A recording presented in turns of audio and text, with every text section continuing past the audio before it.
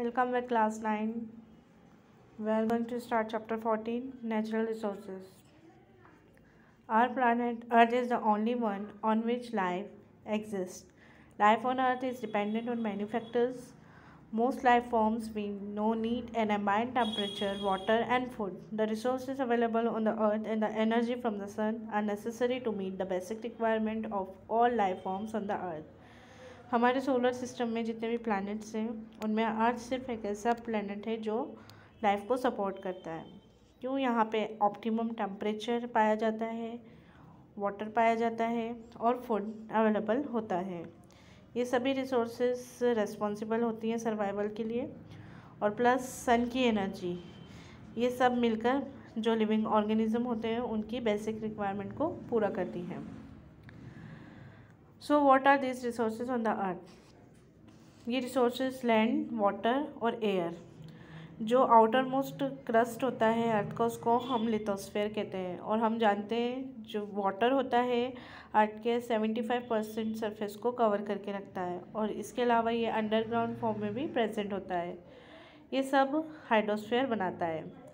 और जो एयर जो हमारे पूरे अर्थ को ब्लैंकेट के जैसे कवर करके रखती है उसे हम कहते हैं एटमॉस्फेयर।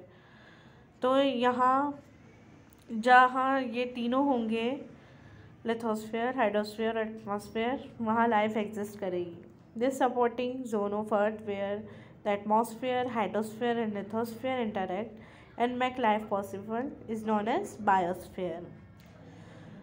तो जो बायोस्फीयर होते हैं उसके दो कंपोनेंट्स होते हैं, बायोटिक एंड एबायोटिक। बायोटिक तो लिविंग थिंग्स होंगी, जितने भी लिविंग थिंग्स होंगी वो सब बायोटिक कंपोनेंट्स बनाएंगे बायोस्फीयर के, और एबायोटिक कंपोनेंट्स में नॉन लिविंग थिंग्स जैसे air, water, soil, temperature. Next, the breath of life, air. तो इस चैप्टर में हम जो बायोस्फीयर के एबायोटिक कंपोनेंट्स के बारे में पढ़ेंगे। तो फर्स्ट हम पढ़ने जा रहे हैं the breath of life, air. We have already talk about composition of air in first chapter. It is a mixture of many gases like nitrogen, oxygen and carbon dioxide and water vapor also. It is interesting to note that even the composition of air is a result of life on Earth. In planets such as Venus and Mars, where no life is known to exist. तो ऐसे planet जैसे Venus और Mars पे यहाँ पे कोई life form पाई नहीं जाती। तो इनका जो मेजर कंपोनेंट होता है एटमॉस्फेयर का, वो कार्बन डाइऑक्साइड से मिलके बना होता है, almost 95 to 97%।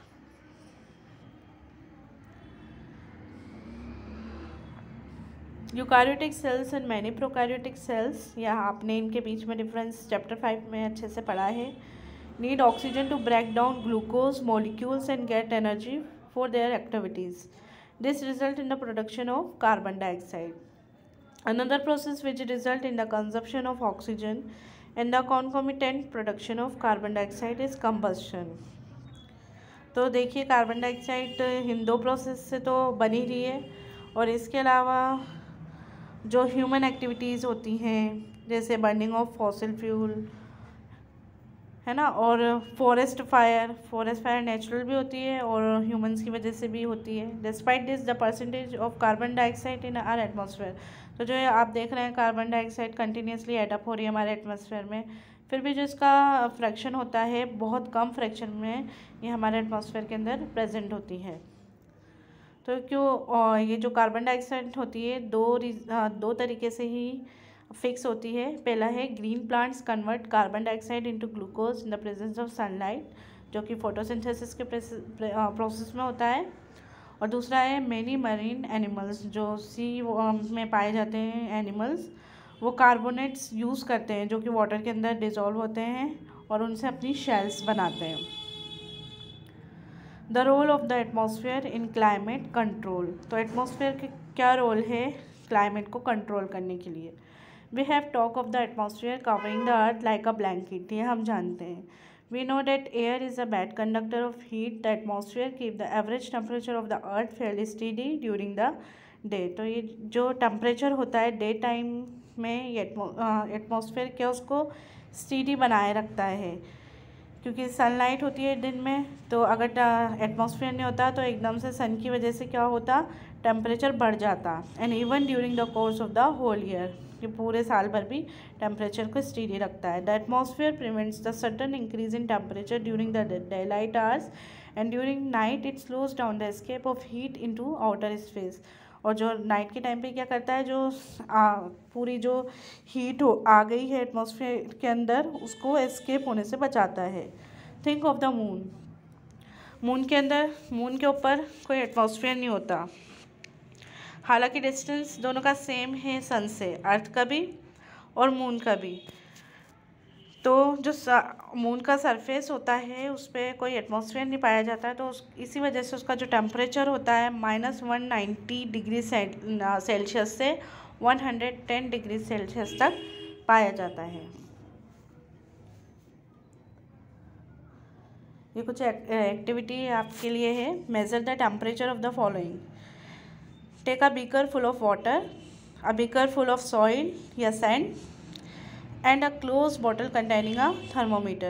Keep them in bright sunlight for 3 hours. Now measure the temperature of all 3 vessels. Also take the temperature reading in shade at the same time. एक तो सनलाइट में आपको उनका टेम्परेचर मेज़र करना है और फिर शेड में लाके। क्या आपको सेम टेम्परेचर मिलेगा तीनों का? नहीं। सैंड वाटर या सैंड का, वाटर का, जो इनका जो टेम्परेचर होगा ये अलग अलग होगा। Do not heat up at the same rate, क्योंकि इनका जो हीटिंग होगी इनकी सेम रेट से नहीं होगी। What do you think will be there rate of cooling? तो इनका कूलिंग रेट भी डिफ़र करेगा या एक जैसे ही रहेगा? Can we think of an experiment to test the prediction? The movement of air winds. We have all felt the relief brought by cool evening breezes after a hot day. ये आप सबने feel किया है। And sometimes we are lucky enough to get rains after some days of really hot weather. जब गर्मियों में बारिश आती है, कितनी गर्मी हो जाती है, फिर बाद में बारिश आती है, तो कितना अच्छा फील होता है। What causes the movement of air and what decide whether this movement will be in the form of gentle breeze. तो जो एयर का मूवमेंट कौन डिसाइड करता है? जैसे जेंटल ब्रीज की फॉर्म में होगा, ठंडी ठंडी जो धीरे धीरे हवा चलती है, स्ट्रॉन्ग विंड या स्ट्रॉन्ग हवा का झोंका, या स्टॉर्म की फॉर्म में तूफान। What bring us welcome rains, बारिश कैसे होती है? All these phenomena are the result of changes that take place in our atmosphere due to the heating of air and the formation of water vapour. Water vapour is form due two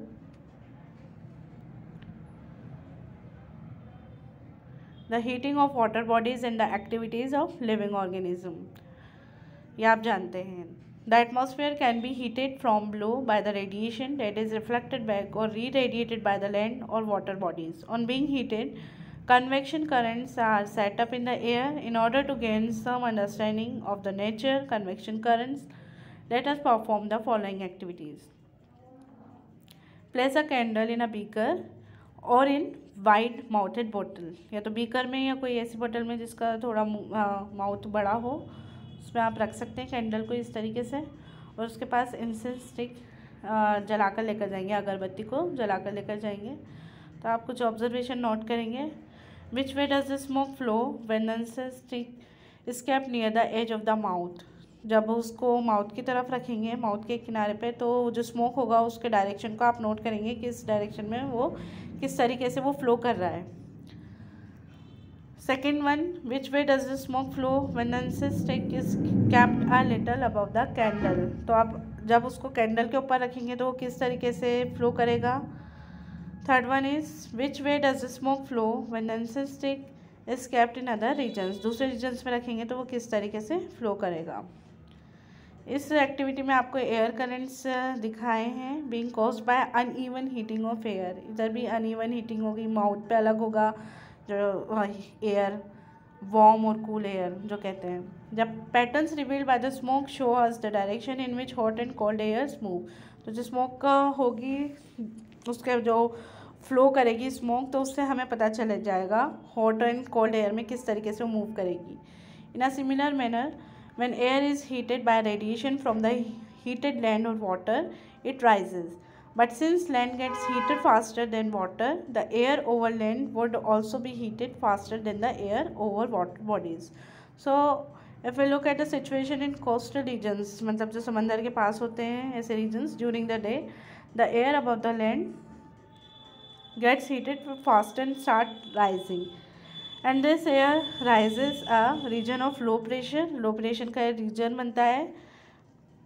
is created an air over the seas, जो air होती है seize से वो low pressure region में आ जाती है. The movement of air from one region to the other creates wind, और इससे विंड फॉर्म होती है.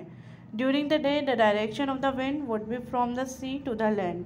Eight night both the land and sea start to cool. Since water cools down slower than the land, the air above the water would be warmer than the air above land.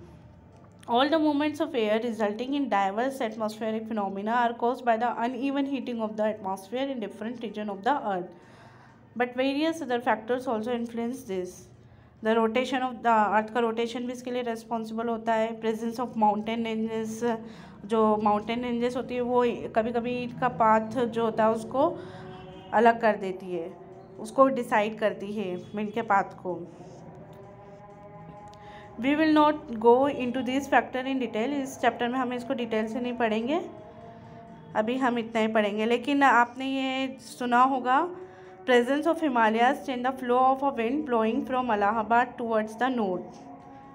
तो ये सब इन जो कुछ factors हैं उनके ऊपर depend करता है. That's all for today.